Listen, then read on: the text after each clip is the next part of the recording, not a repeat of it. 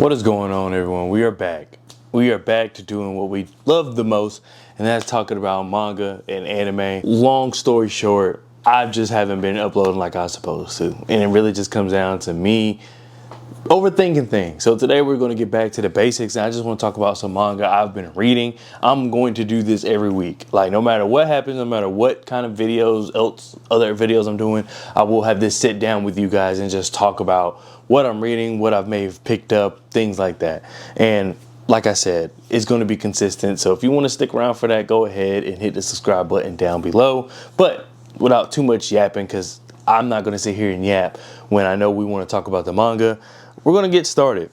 And the first manga I want to talk about is probably, it's the newest manga, as in I just picked this series up. These other series I've kind of been reading on and off in the past. But the first series is Mujina Into the Deep by the one and only Inio Asano. And it's crazy. I know it's going to sound crazy, but this is my first Inio Asano series.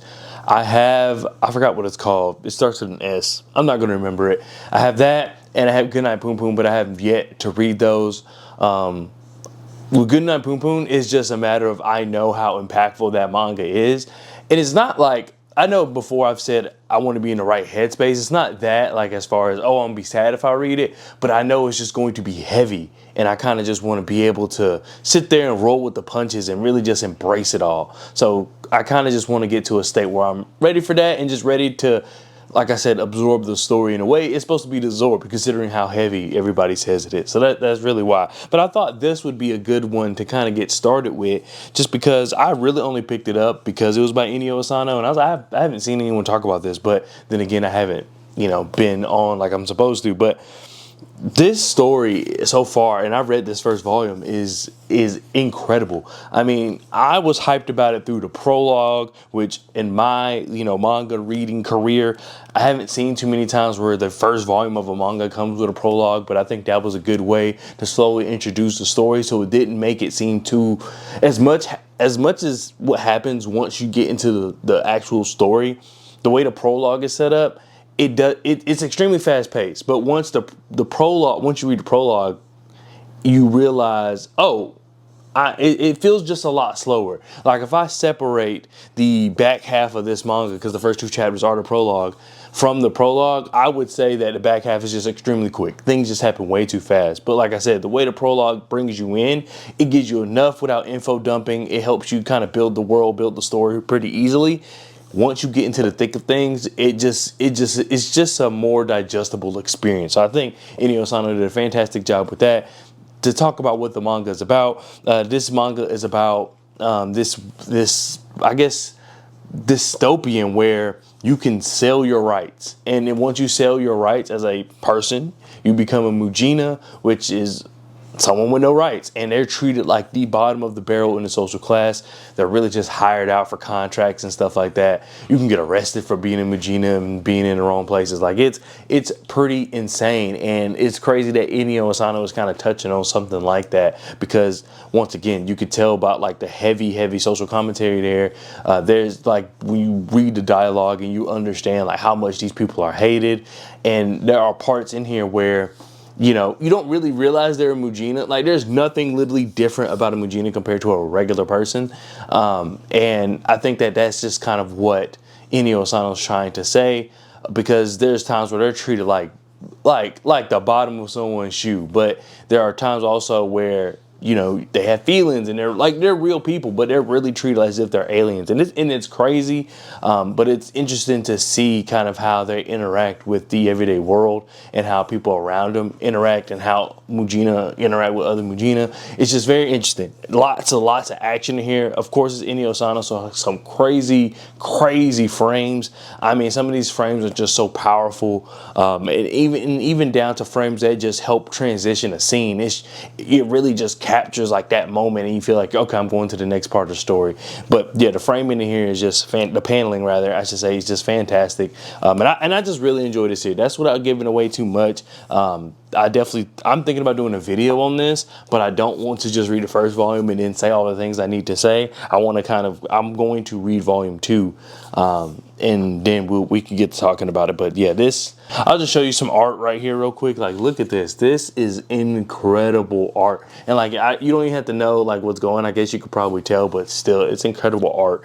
And it's just the emotion he's able to capture with the art. This is nothing new. I'm not saying anything new about Inio Asano, but just how it really works in here when you think about what Solanine, I believe, is the one that starts with S that I couldn't remember, and Goodnight Poom Poom.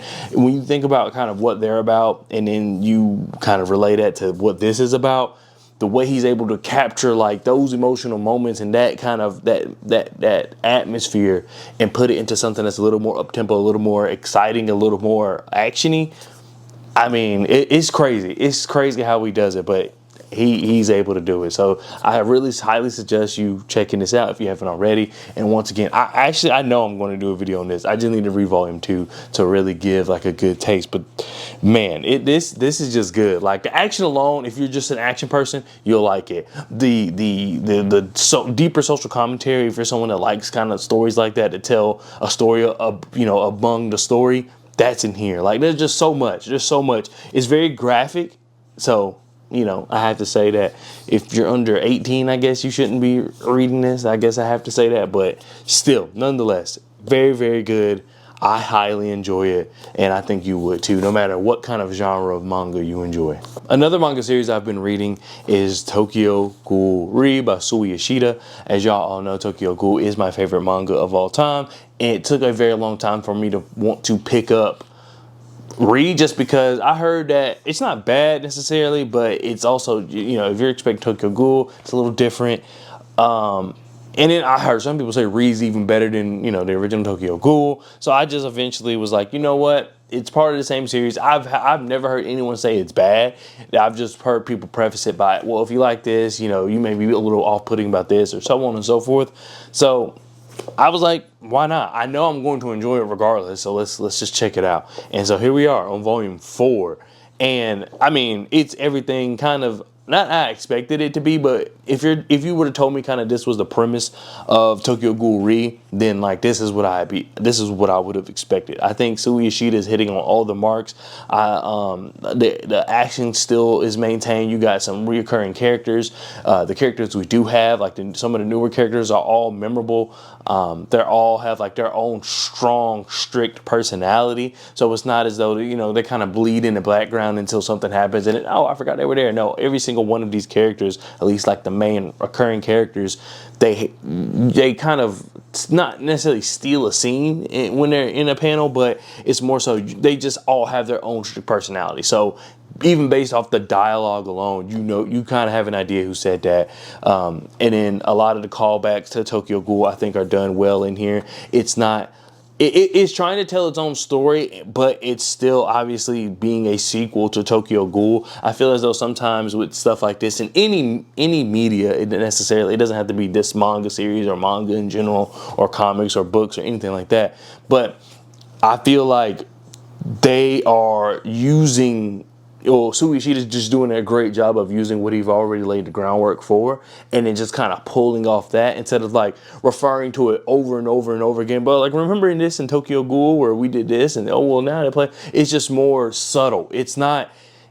Honestly, the background is needed for sure, but like you could get away a little bit with just reading this. Like, it's doing so well just telling its own story, but it's a high level reference to Tokyo Ghoul. I think it's good. Artwork, of course, in here is insane. I'm trying to say, what I like about it without giving away too much, but I'm at this crazy part where there's like a break. Basically, it's like an obvious break in the story, so I'm taking this time to read some other stuff, but I hope to finish this soon. Like, I think it's fantastic. I think that it's still suspenseful. It's still Tokyo Ghoul, but also you get some other elements to it. I will say it's like a little more from the CCG side, but I think that it does a really good job of showing like the true CCG, as opposed to like, oh, this is how a government entity is supposed to act. No, these are everyday people, you know what I mean? And they're trying to win essentially a battle. So what are the lengths people are willing to go? And I think that it takes away some of that some of, because you would think like it being more so from the CCG point of view, you would think that it would be a little more brighter, but no, it's still gloomy. It's still Tokyo Ghoul at the end of the day, and that's kind of really what I really enjoy about it the most. But yeah, Tokyo Ghoul Re, insane, and of course the title kind of pops up in the manga a little bit, and that's always fun. I always like that in stories. That's really it as far as like what I'm hitting hard and what I'm constantly reading. Like Mujina Into the Deep, I read in one day, less than one day, really, but you get the point. Basically in 2 sittings. I think I read the prologue at one point, and then I sat down and knocked out the rest. Those are like the 2 main things I'm reading. Like, of course, like I said, I went through and like ran through Tokyo Ghoul Re as far as volumes 1 through 3. Then I read Mujina Into the Deep because, like I said, Tokyo Ghoul had that pause. And then also there's some other things I want to continue reading. So the first one I want to talk about is Akira by Kachiro Otomo. This is volume 5 of these giant deluxe editions. I just have the what's it called, the dust jacket off because it's easier to read like that. I like it. I mean, I've mentioned this before that I've been reading Akira, but it's been a slow read. There was one point, I think I went through volumes 2 through 4. Like, I hammered those out, and then I kind of like, oh, I'll take a break, and then I just never returned to it. But I like Akira. I like a lot of the things that they're discussing here. I like the action in here. I like that even though it is from that era, it does a good. It feels a little bit this is how Akira feels to me. It doesn't feel like, oh, it's from the 90s era. It's more of like, it feels as though it's a modern take on the 90s era. I know that it takes place in the future from the 90s. I think in 2020 actually, or something like that. But either way, I think that it just does it doesn't feel out of date, I guess is the best way to put it. Like, reading this now still feels like relevant, and I know that, it's based in the future, but when you write about the future, there's some things you got to kind of predict and hope right, and hope people act a certain way and things like that. I feel as though when you're writing something in the future dystopian, and I think it just does a good job of that. Like, it's still like some of the decisions in here, some of the way people talk, some of just the action in here is all just reminiscent of things we see today in media, in the world. And I think that just being able to do that cannot be easy, I'm assuming. And I think Otomo has done just a fantastic job of doing that. I really like all of the characters just about. I like Kaneda. I like Tatsuo. Tatsuo is my favorite. Tatsuo is my favorite. I think that he's just a really good villain. I believe that, and without giving away too much, I believe that he's so compelling just because he feels so dangerous, but yet also so vulnerable at the same time. I think it's one, because all of this is new to him, but also you kind of had an idea of a little bit of who he was before and things like that. But yeah, I think that he's just super compelling just because, one, of course, the relationship he has with our main character, Kaneda, but then also, once again, the way he's acting, and just, you could tell that there's just more to it. There's a deeper level to Tatsuo than just, oh, now I'm this evil being. And I don't know. I feel as though this is just an incredible job. It's just incredible character work, honestly, to say the least. So Akira, I hopefully will get through this at some point before I do the next video. Just because I do want to knock out that series. I was doing a series where I knocked out volumes 2 and 3, 4, just because I was doing a video like, oh, what if reading manga was my job? But then, like, I kind of got mixed up, and then that video was basically taking too long, so I scrapped it. But still, I think Akira, fantastic. I can't wait to really knock out the end. But it's definitely something I might have to reread again just because of the break I've taken. Like, this is a long break. I don't remember last time I read Akira, but I definitely want to start. I want to pick it up because I'm so close to being done. And then the last manga I'll be reading is Hira Yasumi. This is volume 1, but I'm currently on volume 3. And basically, I want to do a video about this just because I feel as though there's some good life lessons in here in terms of just how to take life day by day. And I think that it's a good slice of life without seeing meaningless. Every panel, every conversation, all that stuff is meaningful and impactful to the story. It's just not, oh, we're just looking at someone's life. And that can be enjoyable. Like, vlogs are big for a reason. But I think that it's just a little more purposeful in how it presents the everyday life. But I'm enjoying it. I really want to do a video about it because reading this is kind of what changed my idea of like doing this YouTube channel and just being more just go back to having fun and stop trying to overthink things. And it's really thanks to this manga. So it's been impactful on me already in such a short time. So I definitely want to check out volume 3, and I also have volume 4. So I might knock those out quickly, but I definitely want to do the video about it just because, like I said, how impactful it was to me and ultimately to this channel. But yeah, good manga. I suggest you check it out. To give a little bit of background, this manga is about this guy who's 29. Yeah, Hitoro, he's 29. And basically he befriends this old lady, and then life just goes on from there. His cousin also comes to stay with him while she goes to college. So then just life goes on from there. Like I said, I don't want to give up too much, but it's just, you know, a lot of dissecting his relationships with people, with himself, with the world around him. But then also we get a look into the other characters and how they think and how they act and things they want in life. And I think that's very interesting as well. But it's also not like too overdone where it feels like, oh, we're switching POV every 10 seconds and it's meaningless. No, every time you are seeing the world through someone else's eyes, I think it's just as good as seeing it through Hitoro. Like, it's same attention to detail, same level of storytelling. I don't think the quality in the manga drops, and they're not just adding POVs for the sake of adding POVs. It's overall just a good, wholesome story so far. But that does it. Thank you so much for watching. I really appreciate it. Sorry that this video was so long, but like I said, I want to get back to the basics and just really enjoying this journey of just create content, talking about storytelling, because that's something I've learned even in my time away, is that storytelling is like something I'm passionate about. Like, I think it's just so beautiful, and I want to learn as much as I can about it. So much so that I have a whole nother bookshelf, which you can't see, of like novels and stuff, and I've just been reading that too. That's another reason why I haven't been reading so much manga. So yeah, I got shelf updates to do. I got manga that I hauled and still haven't put up that I've already shown you. Like, you can see, this is where I put like manga I'm about to read, so ignore that. But yeah, just so much stuff. Yeah, I'll show you my shelf real quick. This is my shelf of other books. Like, you see, I got a little bit of everything. So I've been heavily reading. Honestly, I just have like a new perspective on life and things like that. I think I've just found something I really enjoy, like I said, with your storytelling. So now I'm just going pedal to the metal about just storytelling and things like that. It's just super enjoyable, and I wouldn't trade it for the world. But once again, thank you much for watching. I'll see you guys next time. Peace.